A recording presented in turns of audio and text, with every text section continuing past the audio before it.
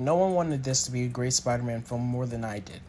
And there were a lot of things that got me really excited about the casting of Jamie Foxx, the fact that it was going to be the same director.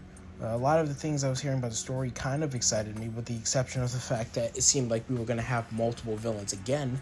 So what happened? Studio mandates, them trying to create an extended universe, adapt several stories all at once.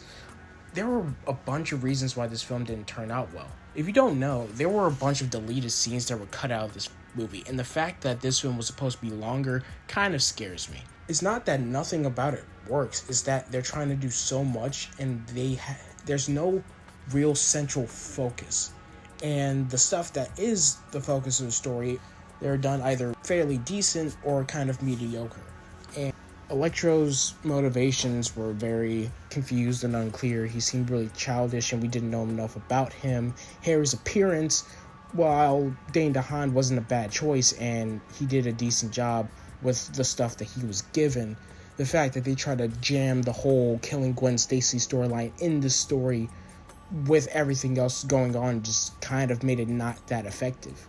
And also, Gwen's death was so forecasted, like, it not even just like forecasted, like predictable, like it's as predictable as like the weather, like, hey, it's gonna be sunny from 3 a.m. to 6 o'clock, and also Gwen Stacy's gonna die. It just, some of this stuff just needed to be cut entirely. The film needed to be like streamlined to be more focused on the Electro plot, or if they wanted to make it more about Sinister Six, then make Electro have a smaller role. I don't understand what was so hard about understanding that with this film, but that's what happens when you try to force a universe.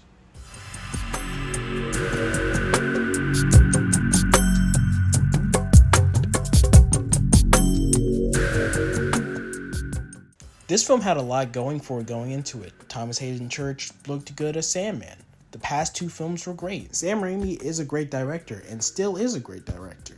And all they really needed to do was win us over on Venom, and this film would have been great. But the whole black suit, the idea of the black suit is that it shows a dark side of Peter. And it brings that out of him, but he doesn't go all the way to being borderline evil. He will stop himself before he gets to that point because he has a strong sense of who he is, and he will never let himself go that far.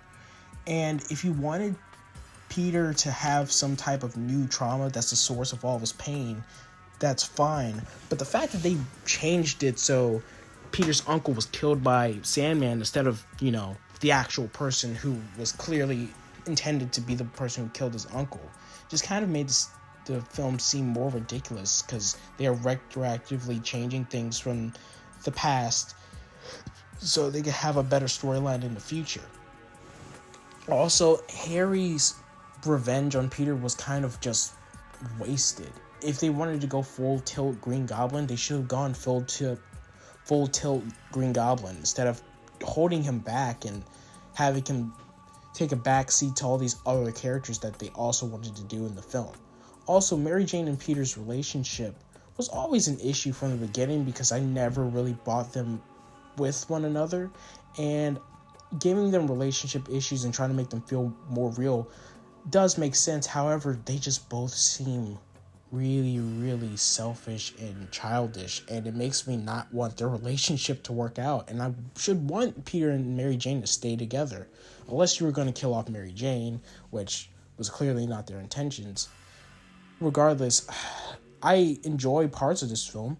The music's great. A lot of the action scenes I think are the best action scenes out of the entire series.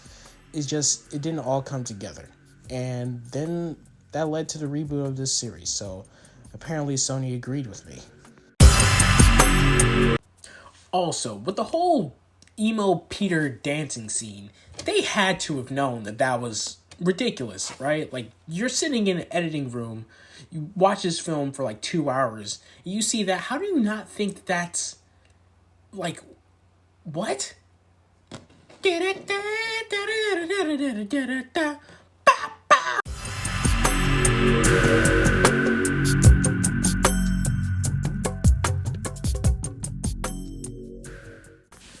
MCU Spider-Man, not just MCU Spider-Man, but Spider-Man after Endgame. This had a lot to live up to, but in reality, it just had to be a really fun film starring Spider-Man that was a good sequel to the last one, but also standing alone on his own, and also helping set up the universe for future MCU movies. And I think this did a pretty good job. The inclusion of a plot centered around someone wanting to take revenge on Tony Stark is not original, but it still works for the type of story they're trying to tell.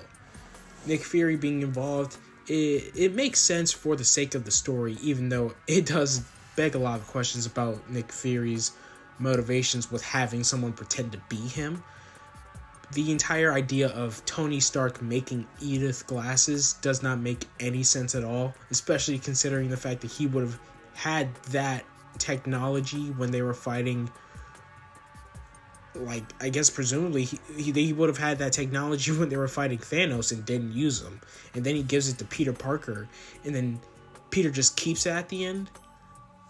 All that aside, I think a lot of the stuff in this movie works. So I really like Syndrome. Mysterio. Jake Gyllenhaal did a good job playing him.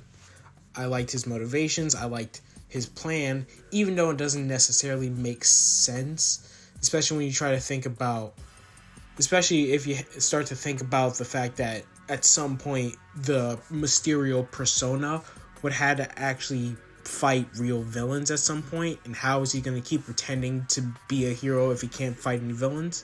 All that aside, it's still a fun movie.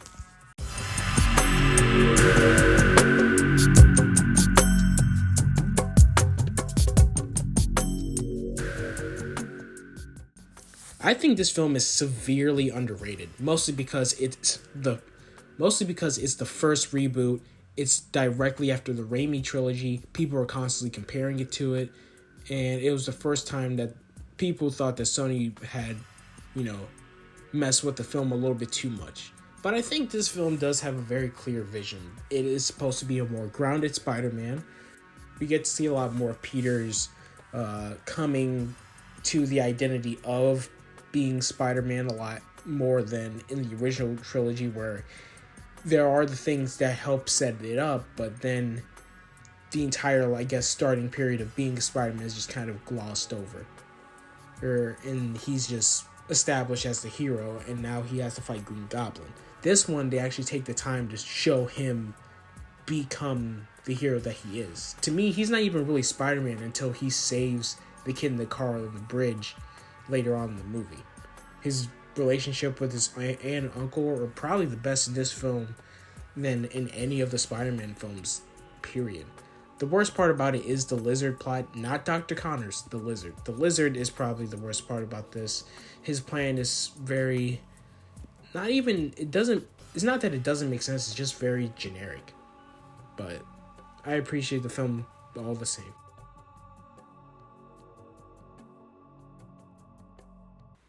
Also, the Lizard's ability to speak should have been severely limited. It's kind of off-putting, and his voice is not that threatening. All those people lost and alone. I can save them. I can cure them. Oogity boogity.